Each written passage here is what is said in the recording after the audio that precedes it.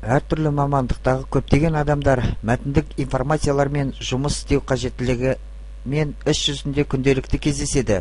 Дәптерге мұғалімнің түсіндірмесін, ал үйде үй тапсырмасын жазбаша түрде орындауға көп күшіңізді және уақытыңызды жіберетініңізді өзіңіз де білесіз.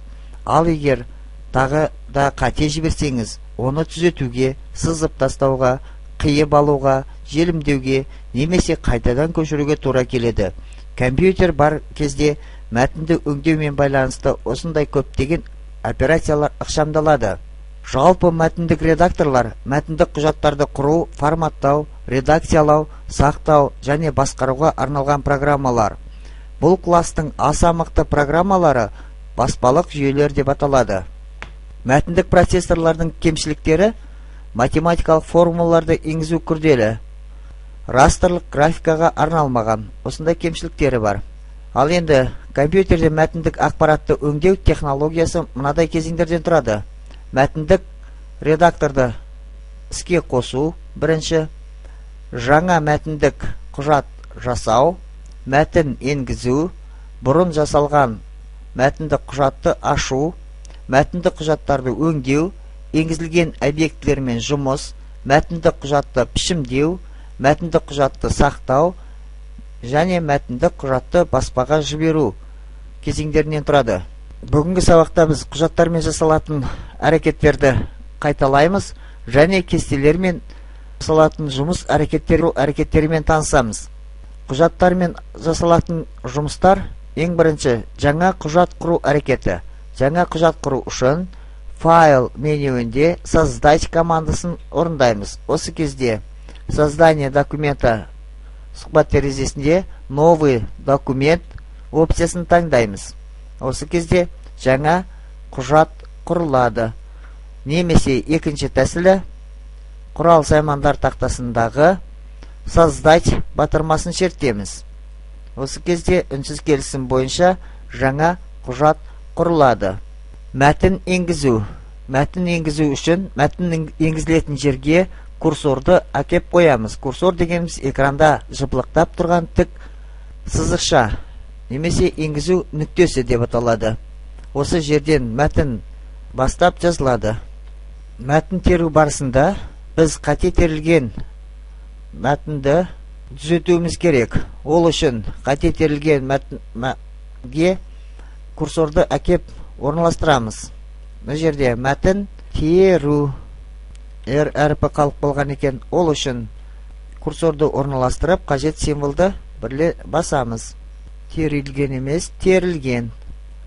Мысалы, үйді, яғни курсордың үй сол жағында тұр, алдында тұр. Оны өшіру үшін пернетақтадан backspace пернесін басамыз. Одан қажет символды тереміз. Ал курсордың оң жағында орналасқан символды, мысалы и әрпін өшіру үшін, оң жағында немесе курсордан кейінгі орналасқан символды өшіру үшін delete пернесін басамыз. Ал жаңа абзац қою үшін абзац қойылатын жерге курсорды орналастырып, enter пернесін басамыз. Ал абзацтарды біріктіру әрекетін, біріктірілетін абзацтың алдына курсорды орналастырып, backspace пернесін басамыз. Мәтінді белгілеу тәсілдері. Мәтінмен жұмыс істеу кезінде оның фрагменттерін ең бірінші, онымен жұмыс істеу барысында оны белгілеп алу қажет.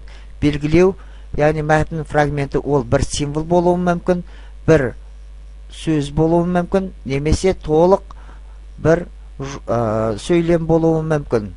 Ал енді бұларды белгілеу үшін мынадай әрекеттерді орындау керек. Бірінші, белгіленетін жерге курсорды орналастырып, тышқанның сол жақ батырмасын басып тұрып, солға қарай жылжытамыз.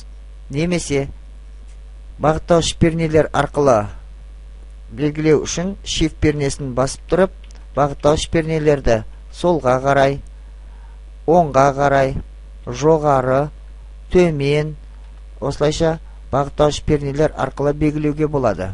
Белгіленгеннен кейін белгілеген символды немесе жолды алып тастау қажет болса, delete пернесін басамыз. Ал оны қайта қою қажет болатын болса, саймандар тақтасындағы отменить удаление немесе правка отменить удаление командасын орындауға болады, қате орындап алған әрекетті қайта қалпына келтіру үшін, немесе Ctrl-Z пернелер комбинациясын басуға болады. Осы кезде біз байқамай өшіріп алған мәтініміз қайта қалпына келеді. Ал мәтінді толық өшіріп тастау қажет болса, оны толық белгілеп алып, жаңағы Delete пернесін басамыз. Мәтінді форматтау. Мәтінді форматтау дегеніміз форматирование, яғни пішімдеу әрекеттері. Ол үшін пішімдеу құралдар тақтасы қажет. Пішімдеу құралдар тақтасын біз экранға шығару үшін вид панель инструментов форматирование алдына қанат белгі қою керек. Осы кезде экранда бізде форматтау құралдар тақтасы пайда болады. Онда өзгертуге болады. Оның мәтіннің размерін, өлшемін өзгертуге болады. Жер неғып жазуға болады, қалыңдатылған. Курсив қып жазуға болады. Астын сызып жазуға болады. Ортаға туралауға болады. Сол жақ шетке туралауға болады. Аралық интервал қоюға болады. Оны номерлеуге болады. Немесе маркерлер қоюға болады оған. Олардың түстерін өзгертуге болады. Қызыл түсті немесе көк түспен жазуға болады. Яғни бұл әрекеттерді форматтау құралдар тақтасын пайдалану арқылы жылдам орындауға болады. Ал бұл әрекеттерді тағы да ең бірінші негізгі тәсілі ол формат шрифт командасын орындау. Осы кезде шрифт сұхбат терезесі ашылады. Олда жоғарыдағы әрекеттерді орындауға болады. Курсив, размерін өзгертуге болады. Цвет текста, яғни мәтіннің түсін өзгертуге болады. Подчеркивание, интервал аралықтарды өзгертуге болады. Анимациялар қоюға болады. Әртүрлі анимация беруге болады мәтінге. Гаюшы фон анимациясын беруге болады, мысалы міне. Ал бұл әрекеттерді болдырмай алып тастау үшін отменить командасын орындауға болады. Яғни құжатты форматтау әрекеттері деп отырғанымыз осы. Құжатты ашу. Құжатты ашу үшін файл открыть командасын орындаймыз. Осы кезде открытие документа құжат ашуға болатын терезе ашылады. Онда біздің құжат қайда орналасқандығын көрсетеміз. Бұл жерде папка бөлімінде, компьютерім болмасында ма, менің құжаттарым болмасында ма, қай жерде орналасқандығын көрсетеміз. D дискісінде ма, қай жерде біздің буманың орналасқандығын көрсетеміз. Мои документы бумасында, мысалы, есеп шығару кезеңдері деген файлды ашу керек болсын. Ол үшін сол файлды белгілеп алғаннан кейін открыть батырмасына шертеміз. Осы кезде біз таңдалған файл ашылады. Немесе екінші тәсілі құралдар тақтасындағы открыть батырмасына бір рет тышқанның сол жақ батырмасын шертеміз. Осы кезде жоғарыдағы терезе ашылады. Жоғарыдағы тәсілді қайталау арқылы біз 14-ші есеп деген документті ашайық құжатты. Міне осылайша құжатты, бұрын құрылған дайын құжаттарды ашуға болады. Құжатты сақтау әрекеттері. Ең бірінші, біз құжатты құрып алғаннан кейін сақтап қоюымыз қажет. Ол үшін ең бірінші рет сақтаған кезде біз файл сохранить как командасын орындаймыз. Осы кезде сохранение документа құжат сұхбат терезесі ашылады. Онда біз қай жерге документті сақтау керек екендігін көрсетеміз. Содан кейін имя файла өрісінде файлға ат береміз. Файлға ат беріп, қай бумаға сақтау керек екендігін көрсеткеннен кейін сохранить батырмасын шертетін болсақ, біз көрсеткен бумаға сақталынады.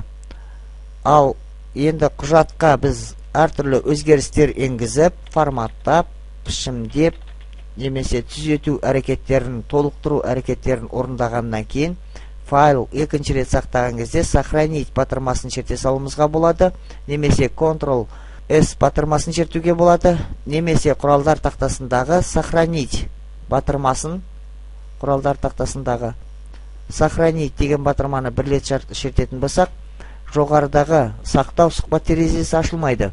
Өйткені үнсіз келісім бойынша алдында сақталған бумаға сол атпен үнсіз келісім бойынша құжатымыз сақталады. Енді кестелер мен орындалатын әрекеттермен танысайық. Кесте даярлау үшін бірнеше әдіс тәсілдері бар. Ең бірінші, кесте құру үшін біз кесте құрылатын жерге курсорды орналастыруымыз керек. Одан кейін таблица ставить, таблица командасын орындаймыз. Осы кезде вставка таблица сұхбат терезесі ашылады. Онда число столбцов өрісінде неше бағаннан тұратын кесте екендігін көрсетеміз. Кестенің неше бағаннан тұратындығын көрсетеміз. Число строк бөлімінде неше жолдан тұратындығын көрсетеміз. Автоформат бөлімінде автоматты түрде оларды форматтау әрекеттерін орындауға болады. Окей батырмасын чертіп, біз таңдалған бағанмен, таңдалған жолмен кесте құрылады. Ал кестені, егер кестені мұндай кесте құру тәсілі ұнамайтын болса, онда оны белгілеп алып, бұл кестені толық өшіріп тастау үшін удалить таблица кесте менюіндегі удалить таблица командасын орындаймыз. Осы кезде кесте толығымен жойылады. Басқа кесте құрудың екінші тәсілі, ол құралдар тақтасындағы ставить таблицу батырмасына бірлет чертеміз. Онда неше бағаннан, неше жолдан тұратын кесте керек екендігін көрсетеміз. Мысалы, 3 жол 4 бағаннан тұратын кесте құру қажет болсын. Ол үшін біз қате, яғни курсорды кесте құрылатын жерге орналастыру керек болатын. Отменить батырмасын чертемізде кестені мәтіннің астыңғы жағына орналастыру керек. Мына жерге орналастыру керек болсын. Ол үшін кесте орналасатын жерге курсорды қойып, жоғарыдағы әрекетті қайтадан орындайық. Вставка таблицы столбцов өрісінде көрсетеміз. Неше жол, мысалы 4 жол, 4 баған, 3 жолдан тұратын кесте. Мұндай кесте құрған кезде, кестенің яшықтары біз по содержимому опциясын таңдаған болатынбыз. Яғни, мұндағы кестедегі яшықтар ені біз оған енгізілген мәліметтер бойынша өзгеріп отырады. Кесте құру құралдар тақтасын пайдалану арқылы жоғарыдағы әрекеттерді орындауға болады. Создать таблицу батырмасына чертіп, кестені қағазға біз карандашпен сызғандағыдай кесте сызуға болады. Онда стиль өрісінде сызықтардың типін таңдауға болады. Әртүрлі типтермен кестенің бағандарын немесе жолдарын сызуға болады. 4 жол 3 бағаннан тұратын кесте құрдық. Ал кестенің яшықтарын бояу үшін мына батырма қолданылады. Кесте яшықтары боялатын яшыққа курсорды орналастырып, мына әрекеттерді орындаймыз. Орналастырғаннан кейін цвет заливки көк қылайық. Ал мына батырма арқылы цвет границы, яғни шекаралардың түстерін анықтауға болады. Сары түспен. Сары түс онша көрінбейді, сондықтан біз көк түсті алайық. Типін басқа типті алайық. Ал мына батырма арқылы барлық кестеге жиектер орналастыруға болады. Жиектерді және де әртүрлі басқа да жиектер қоюға болады. Жиектердің тип линия өрісінде, линияның өрісін басқаша қыламызда все границы. Осылайша жаңағы кесте яшықтарында жиектеуге болады.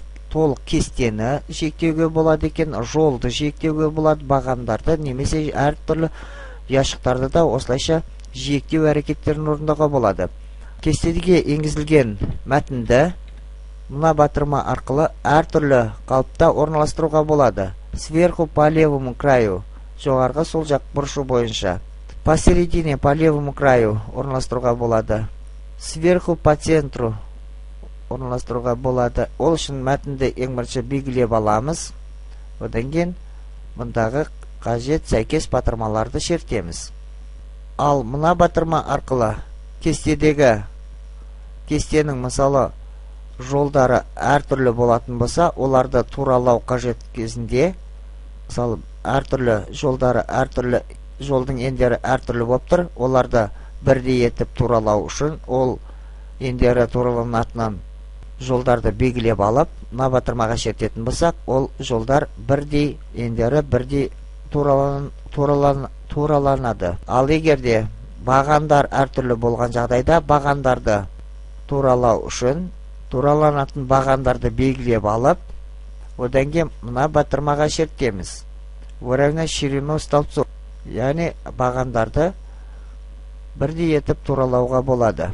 Ал мына батырма арқылы автоформат әрекетін орындауға болады, жоғарыда көрсет. Ал мына батырма арқылы мәтінді әртүрлі қалыпта бұруға болады. Направление текста.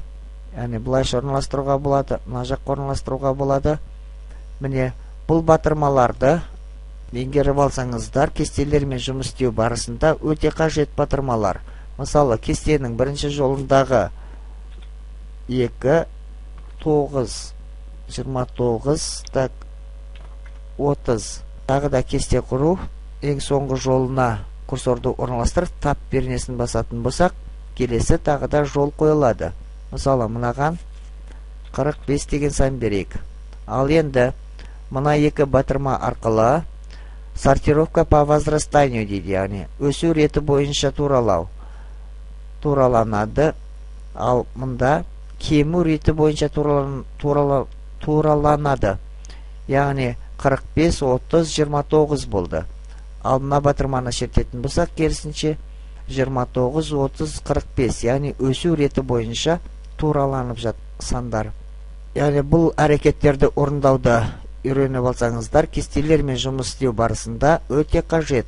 Кестені қажет емес кестені өшіру үшін таблица удалить таблица командасын орындаймыз. Яшықтарды біріктіру және бөліктерге бөлу. Яшықтарды біріктіру үшін біріктірілетін яшықтарды белгілеп алып, мысалы, бірінші жолдың екінші, үшінші яшықтарын біріктіру керек болса, оларды белгілеп алғаннан кейін таблица объединить ячейки командасын орындаймыз. Немесе үшінші жолдың екінші және үшінші бағандарын біріктіру керек болсын. Ол үшін оларды белгілеп алғаннан кейін таблица объединить ячейки командасын орындаймыз. Ал яшықтарды бөлу үшін, яшықты бөліктерге бөлу үшін, ол яшықты бөліктерге бөлінетін яшықты белгілеп алғаннан кейін таблица разбить ячейки командасын орындаймыз. Осы кезде число столбцов өрісінде неше бағанға бөлу керек екендігін көрсетеміз. Мысалы, 5 бағанға бөлу керек болсын, 3 жолға бөлу керек болсын. Окей, батырмасын шертетін болсақ, біз көрсеткен баға мен көрсеткен жол мен яшықты бөліктерге бөліп береді. Ал бұл әрекеттердің барлығын алып тастау қажет болса, правка отменить немесе отменить батырмасын шертеміз. Осы кезде жаңағы әрекеттердің, соңғы орындалған әрекеттердің барлығы алынып тасталынады. Кесте құрылымын өзгерту. Кесте құрылымын өзгерту дегеніміз кестеге бағандар немесе жолдар қоюды айтады. Кестеге баған қою үшін баған қойылатын бағанды белгілеп аламыз. Одан кейін таблица ставить столбцы слева дейтін болсақ, онда жаңадан қойылатын баған, бұл белгіленген бағанның сол жағынан қойылады. Ал столбцы справа десек, белгіленген бағанның жаңа баған оң жағынан қойылады. Ал жол қою үшін жол қойылатын жолды белгілеп аламыз. Одан кейін таблица ставить строки выше дейтін болсақ, біз белгіленген жолдың жоғарғы жағынан жол қойылады. Строки ниже дейтін болсақ, біз белгіленген жолдың төменгі жағынан жаңа жол қойылады. Кесте элементтерін өшіру. Яғни кесте элементтері дегеніміз жоғарыда айтып өткенде, олар жолдар, яғни бірнеше жолдарды белгілеу үшін жаңа контрол пернесін басып отырып белгілейміз дедік. Немесе бағандар. Бағанды белгілеу үшін сол бағанға, белгіленетін бағанға шыққан курсорына келген кезде ол бағыттауыш стрелкаға айналады. Осы кезде контрол пернесін басып тұрып, басқа бағанды да бірнеше бағандарды белгілеп алуға болады. Яғни кестеге элементтерін, оларды яшықты, яғни кесте элементтер деп отырамыз: жол, баған және яшық. Мысалы, яшықты өшіру қажет болатын болса, осы кесте элементін онда таблица удалить столбцы десек, жаңағы баған жойылады, строки десек жол жойылады, ячейки дейтін болсақ кестенің яшық элементі жойылады. Со сдвигом влево окей батырмасын шертетін болсақ, солға қарай жылжыту арқылы кесте элементтерін өшіруге болады.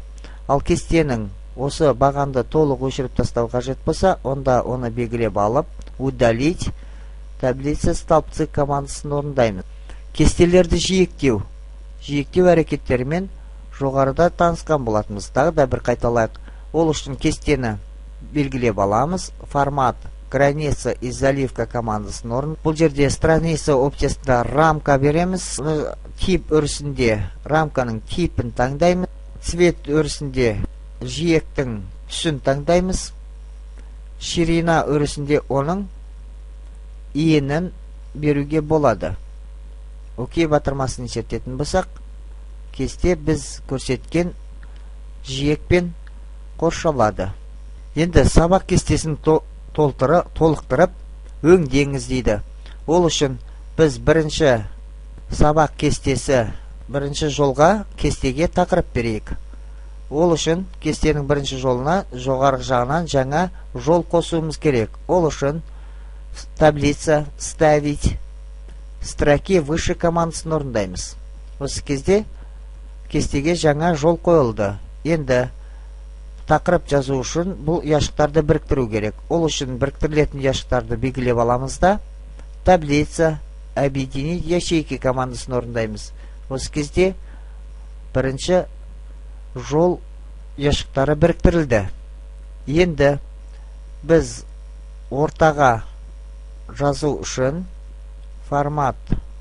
форматирование командасын орындаймыз. Форматтау құралдар тақтасындағы біз мәтінді ортаға туралап жазуымыз керек. Бұл жерге сабақ кестесі деген мәтін енгізейік. Сабақ кестесі деп енгізіп, енді кестені толықтыруымыз керек. Кестедегі мысалы шет тілі бізде дүйсенбі күні де болсын. Ол үшін шет тілі мәтінін белгілеп алып, контрол пернесін басып тұрып, оны жылжытып әкеп, дүйсенбі күні 5 сағатқа қояйық. Химия бізде, оны белгілеп алып, контрол пернесін басып тұрып, химия бізде жұма күні болсын. Математика бізде сәрсенбі күні 4 сағатта болсын. Бейнелеу сенбі күні 6 сағатта болсын. Тарих пәні белгілеп аламыз, контрол пернесін басып тұрып, шықаның сол жақ батырмасымен жылжытып әкеп, сенбі күні 5 сағатта болсын тарих. Міне кестені толықтырдық. Енді кестені өңдеңіз дейді. Кестені өңдеу үшін жоғарыдағы әрекеттерді орындаймыз. Яғни кестеге жиектер орналастырамыз. Бірінші рамка қоямыз. Типін басқадай қылайық. Адай типті болсын. Цветі көк болсын. Окей батырмасын шертейік. Бірінші жол түсін өзгертейік. Ол үшін біз бұл әрекеттерді жылдам орындау үшін панель инструментов, таблицы и границы қанат белгісін қоятын болсақ, кестелер және шекаралар құралдар тақтасы пайда болды. Мұндағы бұл құралдар тақтасында тез-тез біз әрекеттерді орындау үшін, мысалы, сабақ кестесі деген яшық бізде қызылмен боялып тұрсын. Ал мына яшықтар бізде көкпен боялып тұрсын. Ал мына яшықтар бізде жасылмен боялып тұрсын. Енді жиектеу әрекеттерін орындау үшін әрбір сабақ кестесі дегенге жиек беру үшін оны белгілеп аламыз. Одан кейін формат, граница и заливка командасын орындаймыз. Применить к деген жерде ячейки емес тексту, яғни мәтінге деп береміз. Одан кейін мәтінді қоршау әрекетін көрсетеміз. Сабақ кестесі деген мынадай типпен қоршалсын. Оның түсін көрсетеміз. Қоршаудың мынадай түспен боялсын. Кей батырмасын шертетін болсақ, сабақ кестесі біз көрсеткен жиекпен жиектелінеді. Әрбір яшықты, жолды немесе бағандарды осылайша жиектеу әрекеттерін орындауға болады. Бұл әрекеттерді шекаралар және кестелер және шекаралар құралдар тақтасы арқылы жылдам орындауға болады. Міне кестені осылайша өңдеуге болады екен. Кестелермен жұмыс істеген кезде кестелер және жиектер, құралдар үстелі пайдаланған тиімді. Өйткені бұл құралдар үстелін пайдаланып біз әрекеттерді жылдам орындауға болады. Мысалы, бірінші кесте салу және кесте ол өшіргіш, кесте салу батырмасы және өшіргіш батырмасы. Екінші, сызықтың типін таңдау батырмасы, сызықтың қалыңдығын таңдау батырмасы, шекара, сыртқы шекара батырмасы, бояу түсін таңдау батырмасы, кесте қосу батырмасы, ұяшықтарды бөлу батырмасы, кестенің автопішім батырмасы, ұяшықтарды біріктіру батырмасы, жоғарғы шетімен туралау батырмасы, жол ұзындығы мен баған биіктігін туралау батырмасы, мәтін бағытын өзгерту, өсу реті бойынша сұрыптау, кему реті бойынша сұрыптау, автоқосынды батырмалары. Бұл батырмаларды сіздер құралдар таблицы и границы батырмасында пайдаланып кестелермен орындалатын әрекеттерді жылдам орындауға болады. Келесі мынадай тапсырмаларды орындайық. Бірінші тапсырмада мынадай сұрақтарға жауаптар беруіміз керек. Бірінші, кесте дегеніміз не? Жоғарғы индекс қандай пернелер комбинациясын көмегімен орындалады? Мәтінді бөліктеуді болдырмау үшін не қажет? Суретте көрсетілген батырмаларды ата. 5. Enter пернесі қай уақытта басылады? 6. Microsoft Word процессорын қалай іске қосамыз? 7. Мәтін үзінділерінің орын ауыстырудың неше әдісі бар? Және оларды ата. Мына батырмалар не үшін қажет? 9. Word бағдарламасында жасалған құжаттың кеңейтілуі, яғни типі қандай? 10. Word бағдарламасында мәтін мен кез келген әрекетті орындау алдында не істеу керек? 11. Суретте көрсетілген батырмаларды ата. 12. Өшіргіш не үшін қажет? Екінші тапсырмада сіздер жұмыс столынан алдын ала Excel программасында жасалған екінші деңгей тапсырмасын орындайсыздар. Онда екінші, үшінші тапсырмаларды орындауларыңыз керек. Үшінші тапсырма: бүгінгі күнді жаз. Бірінші. Екінші, аты жөніңді жаз. Үшінші, 6 бағаннан 6 жолдан тұратын кесте құр. 4. 5. 6 бағанның бірінші жолдарын біріктір. 5. Осы біріктірілген жолды, яғни ұяшықты 2 бағанға 2 жолға бөл. 6. 5. және 6 бағанның бірінші жолының бірінші, екінші бағандарын біріктір. Кестеге көрсетілген мәліметтерді енгіз. Құжатты баспаға жібер. Міне осы әрекеттерді қазір сіздер орындауларыңыз керек.